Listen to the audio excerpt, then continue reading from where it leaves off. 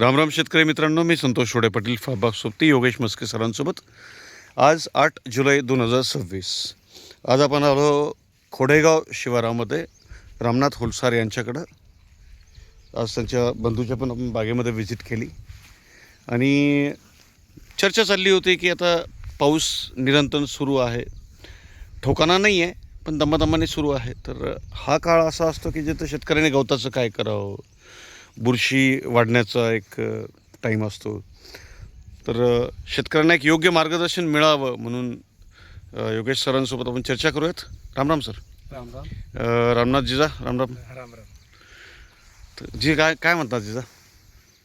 नाही म्हणलं आता याला काय करायचं नेमकं. आता पाऊस चालूच आहे, नंतर याची गळ नाही झाली पाहिजे. मिरग्या बार थोडा बहुत आला पाहिजे याला. आता आज मिरग्यात येण्यासारखं काही वाटणच नाही आम्हाला. याला आगरीच निघू राहिली, काहीला थांबेली. तर नेमकं काय करावं आता याला? काय करावं योगेश यांनी? बी गळ नाही व्हायला पाहिजे. सर आता हे जे झाड आहे याचं वय किती? 7 वर्षाचं. बरं. आणि या झाडात काय बदल झाले? समजा आता मागच्या आपण ट्रीटमेंट करून एक 4-5 महिने झाले सुरू आहे ना. हा डिसेंबर जानेवारीपासून ट्रीटमेंट चालू झाली. 4-5 महिने. त्यावेळेस बाग आघारीवर होता, हा पावसामुळे आघारी निघालेली होती. तर तुम्ही त्यावेळेस तर म्हटले याच्यावर फूट निघणार नाही. हा आता फूट कसं काय? नाही आता चांगली नाही. आपण आंब्याची वेळेस केलं आपण. हा ना, आंब्याच्या वेळेचाच विषय चालला आपला. केलं तेव्हा जानेवारीमध्येच पूर्ण हा. बाग असं पान संख्या नव्हती, पिवळा पडलेला, काडीवर लय होते मग. काडीवर काडीवर जास्त होतं. होतं. पान काळं नव्हतंच ना. हम्म. पान सगळं पिवळं जरतच पडलेलं होतं. आता काय वाटतं आता झाडामध्ये? झाडाकडं नाही, झाडं पास झाली आता. माल कसं काय? हा. ठीक आहे. माल तरी बी माल बघा, माल बी भरपूर आहे ना. माल बी चांगला, त्याला साईज बी चांगली आहे. साईज चांगली आहे, माल भरपूर आहे, पानामध्ये पूर्ण लपलेला माल आहे. दिसत नाही पान संख्या गच्च झाली बागात, आहे की नाही? हा. तर आता सगळ्या शेतकरी मित्रांनी लक्षात घ्या की पाऊस सारखा चालू आहे, सूर्यप्रकाश पडत नाही. हा. म्हणजे सारखी जमिनीमध्ये ओल असल्यानंतर झाडामध्ये अन्न बनवण्याची जी प्रक्रिया असते सूर्यप्रकाश संश्लेषण क्रियेसोबत, ती बंद असते, झाड बंद होऊन जातं. हा. यासोबत काय होतं, मग झाडामध्ये अन्न निर्मिती झाली नाही किंवा झाडामध्ये जी ही सायकल आहे ती बंद राहिली, तर येणाऱ्या काळामध्ये हा जर पाऊस लागून राहिला तर पुढं फळ गळणं किंवा आपत्कालीन पानगळ होणं हे प्रकार वाढून जातात. तर मग या गोष्टीसाठी त्याचसोबत बुरशीजन्य रोग वाढून जातात अशा वेळेत. कारण जमिनीत जेवढ्या काही सुप्त बुरशी असतात त्या ॲक्टिवेट होऊन जातात. त्यासोबत तण वाढून जातं. आपण झाडावर फवारण्या करतो पण तण असतं बागेमध्ये भरपूर प्रमाणात, त्याच्यामध्ये लपलेले रोग पण ॲक्टिवेट होऊन जातात. ते वरची फवारणी झाल्यानंतर तेवढ्या वेळेपुरते ते रोग खाली येतात, परत त्या तणामुळं ते परत झाडावर जातात. म्हणजे या सगळ्या गोष्टीचं नियंत्रण करणं गरजेचं आहे. तर आता या रोगाला टाळण्यासाठी किंवा या रोगावर नियंत्रण मिळवण्यासाठी या वेळेत शेतकऱ्यांनी काय करावं? पहिलं तर बागेमध्ये आपल्या कुठेही पाणी साचणार नाही याची काळजी घ्यावी. बागेत कुठेच पाणी राहतं कामा नये. जिथं पाणी राहतं तिथं त्यांनी ते काढून द्यावं.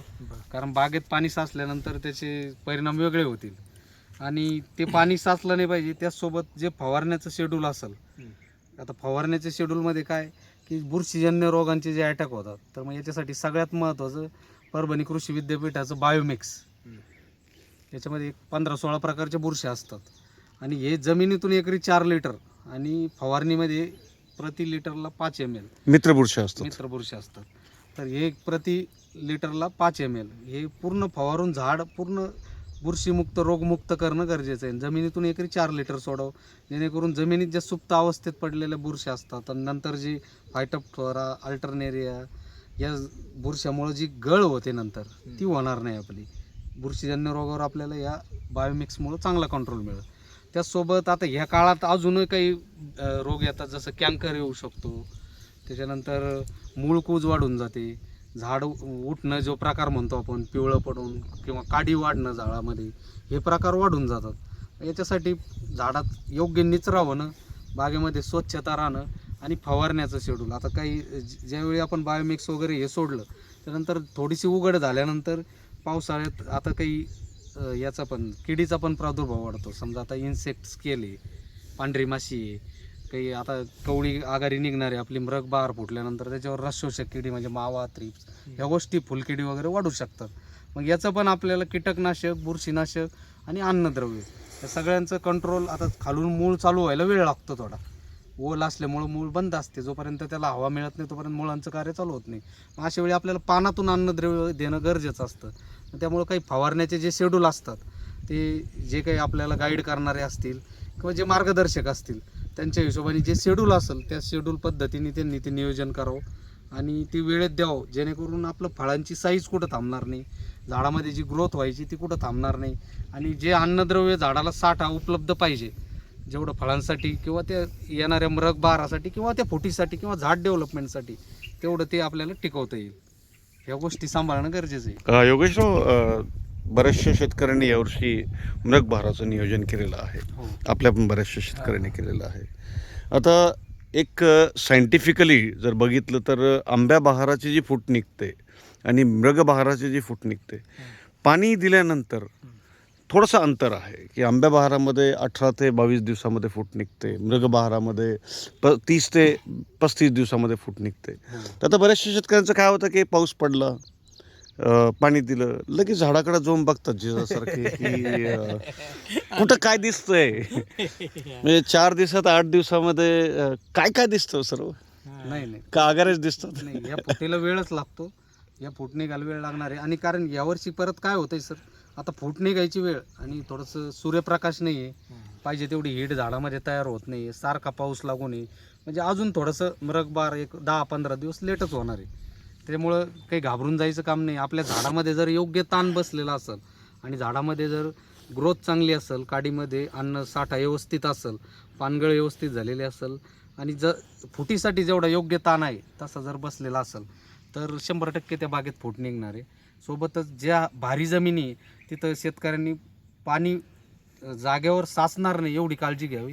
म्हणजे जर पाणी आपल्या बागेतून बाहेर निघून गेलं तर फूट निघायला काही अडचण येणार नाही जास्त. बरं, पाणी साचल्यावर मग फूट कमी निघते का? हा, पाणी साचल्यानंतर ते मूळ तिथलं लवकर चालू होणार नाही, मग तिथं अन्न प्रक्रिया थोडी लेट होईल आणि मग तेवढ्या वेळात काय होतं, झाडाचं जे तुमची जी कळी वगैरे निघते, त्या आघारीकडे जाण्याचे चान्स. अशा वेळी शेतकऱ्यांनी थोडंसं ड्रिंचिंग मधून काही अन्नद्रव्य पण द्यावेत, फवारण्यातून काही अन्नद्रव्य द्यावं, जेणेकरून ती फूट काढायला मदत होईल. झाडामध्ये हीट होणं गरजेचं आहे, थोडीशी हीट पाहिजे कळी निघायला. आणि आंब्या बहारात तो टायमिंगच असा असतो की तेवढी योग्य प्रमाणात हीट असते, पाण्याचं नियोजन व्यवस्थित असतं, अन्न साठा असतो, ब्रेक बसलेला असतो आणि ज्या बागेमध्ये चांगलं जर ताण बसलेला आहे तिथं फुटीला काही अडचण येणार नाही. बरं, आणि तणनाशकचं? नाही, तणनाशक तर मारूच नाही बागेत. आम्ही सगळ्यांनाच सांगतो तणनाशक वापरूच नाही. तणाचं जे नियोजन करायचं आपल्याकडं, थोडीशी उघड भेटल्यानंतर ग्रास कटर करा किंवा आता मल्चर आलेले आहे ट्रॅक्टरवरचे ते नियंत्रण करा, जेणेकरून काय होईल, स्वच्छता राहील बागेमध्ये आणि रोगराई कमी राहील. बरं, आणि मग रोटा गिटा काही मारायचं? नाही, आता मेहनत बंद. आता एकदा मूळ चालू झाल्यानंतर कुठल्याही बागेमध्ये मेहनत करायची नाही, मूळ डिस्टर्ब करायचं नाही. कारण आता जर मूळ डिस्टर्ब केली तर येणाऱ्या काळात भरपूर गोष्टीला सामोरं जावं लागेल. बुरशीजन्य रोग वाढतील बागेत, पुढं फळगळ होऊ शकते, आता जो मृग बहार निघतोय तो पण डिस्टर्ब होऊ शकतो. त्यामुळं आपण कुठलीही मेहनत करायची नाही बागेत. मध्ये गवताला का कटरच? गवताला ग्रास कटर मारायचं, कमी लेवलमध्ये असतानाच कट करत राहायचं, जास्त वरतीपर्यंत गवत येऊन द्यायचं नाही, जेणेकरून ते खालच्या जे गळ फांद्या असतात त्याच्यापर्यंत जर गवत झालं तर परत रोगराई बागेमध्ये वाढून जाईल. बरं, गावताना काँग्रेस गावताना मिनीबग जास्त होतो. हो, मग याला म्हणूनच त्याला कंट्रोल करायचं आपण, कमी वेळेतच जे करायचं का परत आपला मिलीबगसाठी खर्च वाढतो फवारण्याचा.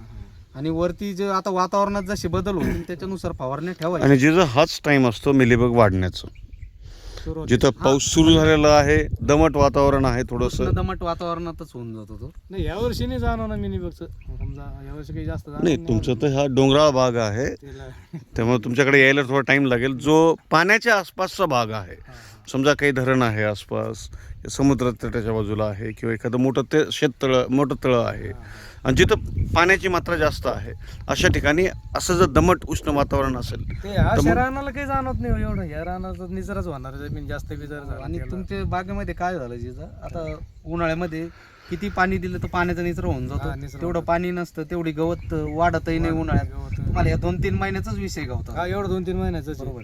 तेवढं तुम्ही कटर वगैरे करून अशा वातावरणामध्ये डाळिंबामध्ये ज्याचं फळ तयार झालेलं आहे त्याच्याकडे मिलीबग येण्याची शक्यता जास्त असते. असं आहे दमट वातावरण. डाळिंब, आता त्याचसोबत काही सीताफळाच्या बागा असतात, यांच्याकडे कळी निघण्याचा टाईम आहे, काही ठिकाणी कळी निघलेली, मग तिथं रसशोषक किडी त्याचसोबत बुरशीजन्य रोगांचा अटॅक वाढून जातो, त्यामुळे ड्रॉपिंग वगैरे वाढून जातं. विशेष करून त्यांच्या मोसंबी, डाळिंब यांच्या बागेच्या आसपास सीताफळाचे झाडं जर असतील किंवा एखादी बागच असेल तर मग तिथं मिलीबग येण्याचं प्रमाण तिथं पण थोडंसं जास्त मिलीबग असतं. वाढण्याचे चान्सेस असतात, त्याच्यामुळे तिथं सांगायचं पण म्हणजे सीताफळीवर जास्त येतात का? हो सीताफळी झाडावर जास्त मिलीबग येतात. चालन सर. अजून काही माहिती?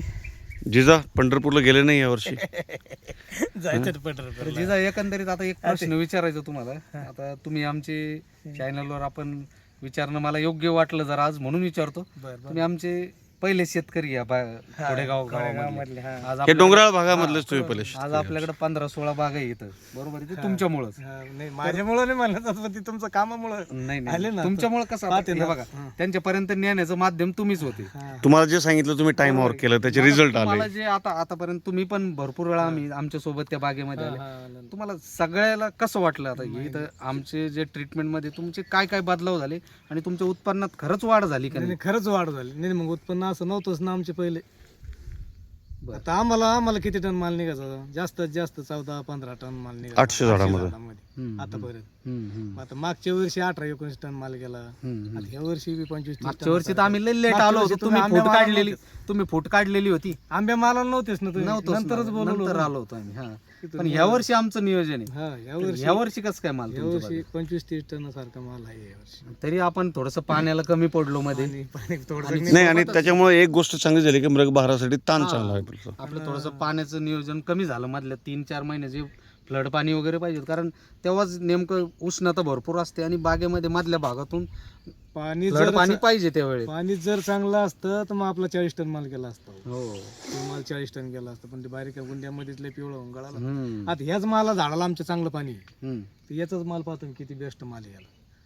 हो ना मग. याला आता मे मध्ये पण फ्लड पाणी हा, याला मे मध्ये पण झाडांची क्वालिटी सुधारून गेली ना नाही, 4 माल बी महिन्यामध्ये. साईज पहा ना, आणि size बी माल मोठी. साईज सगळीच ग्रोथ झाली. याच्यापेक्षा ते तिकडचे झाड आमचे जास्त मोठले बरोबर. मोठले बी आहे फुटेल बी जास्त होते. बरोबर आहे. ते तर पूर्ण ढवळबग झाले इतके. नाही पण आता येणारा मृग बार कसा फुटतो याचा पण आपण व्हिडिओ काढू एक 10-15 दिवसानंतर, कशी स्थिती आहे जिजाच्या बागातला माल पण दाखवता येईल. कारण आताही जिजाच्या बागामध्ये 750-800 झाडे काहीतरी तुमच्या आहे ना, तर त्याच्यामध्ये आजही 30 टनाच्या खाली माल नाही. हा, सोबतच मृग बार कसा निघतो ते पण आपण बागेमध्ये दाखवून देऊ. जिजा, एक शेवटचा प्रश्न. हा तुमच्या पुतण्याचा भाग आहे, हा, हा. योगेश भाऊचा. मागच्या 6 महिन्यामध्ये आम्ही जेव्हापासून आलो किंवा आम्ही आलो त्या स्थिती काय होती आणि आज काय स्थिती होती? कारण माझ्यासाठी तर हा एक इथं एक जादूच झालेलं आहे. नाही की इथं लय जे- म्हणजे मी डॉक्टर असून सुद्धा मी सांगू या शकतो इकडून की या आता.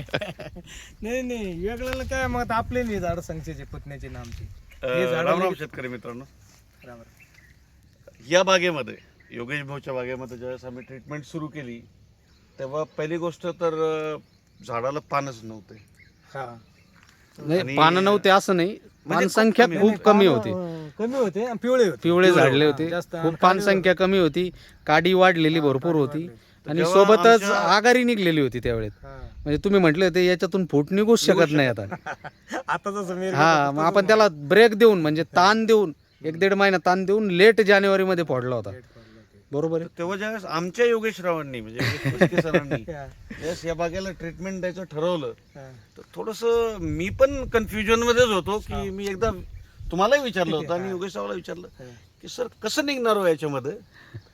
अच्छा, ते तर झालंच, ते सेट बी झालं. त्यानंतर मार्चचा महिना होता, परत वापस एकदा सगळं इथं गळ झालेली होती.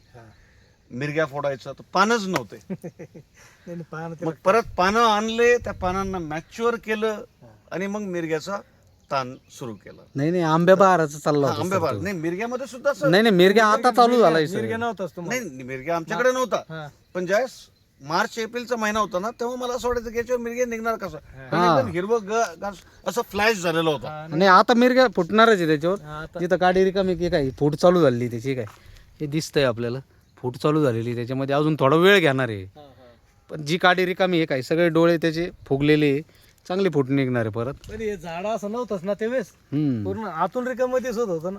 आणि ह्या गल्ल्या तिथून दिसत होत्या. हा आता सगळे पॅक झाले ना ते. आडवी गल्ली बी पॅक झाली ना. चांगली ग्रोथ झाली, मालही चांगला होईल. हा, माल बी- चला येणाऱ्या काळात योगेश भाऊ नाही आज व्हिडिओमध्ये, पुढच्या वेळेस व्हिडिओ घेऊ. चालेल. काही कामानिमित्तानं बाहेर गेले जिजा म्हणे आपण घेऊन टाकू. हा. आणि आताच्या काळात काय मेसेज द्यायचं होतं शेतकऱ्याला, त्या माध्यमातून आपण व्हिडिओ घेतला. कारण ही कामं करणं गरजेचं आहे शेतकऱ्यांनी आता, नाहीतर येणाऱ्या काळात मग गळ, हा. फायटअप थोराची गळ, डेटलॉक गळ, भरपूरशा गळी चालू होऊन जातात, नाही, मग आता- मूळ आता ते- कुजतात. आता तेच आहे ना, आता हा. कोणी राऊंड अप मारीन आहे गवतासाठी, हा, कटर मारीन, त्या नको व्हायला. त्या एखाद्या दिवशी एखादा छोट्या- छोट्या- रोटा मारीन, छोट्या हे- छोट्या हे चुका पाळलं आपल्याला नाही ना. लांब नेऊन घालतात. रोटा मारल्याने हे सगळे नवीन जे जारवा डेव्हलप झाला तो सगळा तो तुटतो, पूर्ण तुटल. मग बुरशीचा प्रादुर्भाव वाढतो. त्यामुळे चालेल. लक्षात घेतलेलं चांगलं आहे ना आताच. चालन जिजा, चालेल. धन्यवाद तुमचे. राम राम. धन्यवाद सर. चला शेतकरी मित्रांनो, बघा व्हिडिओ सगळे लाईक करा. पहिल्या वेळेस सांगतोय मी, लाईक करा व्हिडिओला, शेअर काही बी करा. शेअर मी तर मार्केटिंग वाला माणूस आहे ना. आणि काही कमेंट असतील तुमच्या तरी सांगा. आमचा नंबर डिस्क्रिप्शन बॉक्समध्ये टाकलेला असतो. काही अडचणी आल्या तर बोलवा. आम्ही व्हिजिट केल्याशिवाय कुठल्याही बागेचं नियोजन करत नाही. कुठल्याही फोटोवर आमचं काही सजेशन नसतं. अच्छा, तुमच्या पाल्यानं जर IAS किंवा कलेक्टर, डेप्टी कलेक्टर, तहसीलदार बनायचं असेल ना, तर पैठणला आपण संध्याकाळी 3 घंट्याची कोचिंग पण सुरू केलेली आहे. हो, त्यामुळे तुम्ही फळबाग सोबतीनं त्याच्यासोबत सुद्धा संपर्क करू शकता. आपला नंबर सांगून द्या सर एकदा. 8233862003 हा सरांचा नंबर. हा माझा नंबर आहे बरं का. बाकी फळबाग आणि आपला सोबतीचा नंबर चॅनलचा जो आहेच. नंबर आहे तो 7499090031. हा. दोन्ही नंबरपैकी कुठेही संपर्क करा, दोन्ही कामं होऊन जातील आपली. आम्ही सकाळी 7 वाजेपासून संध्याकाळी 7 वाजेपर्यंत बागांमध्ये असतो आणि 3 घंटे विद्यार्थ्यांना थोडंसं मार्गदर्शन करतो. चालेल. आता धन्यवाद. पण भरपूर कलेक्टर बनवलेले आहे. मराठी माणसाला कलेक्टर बनवायचे. चालेल. धन्यवाद सर. धन्यवाद जिजा. राम राम.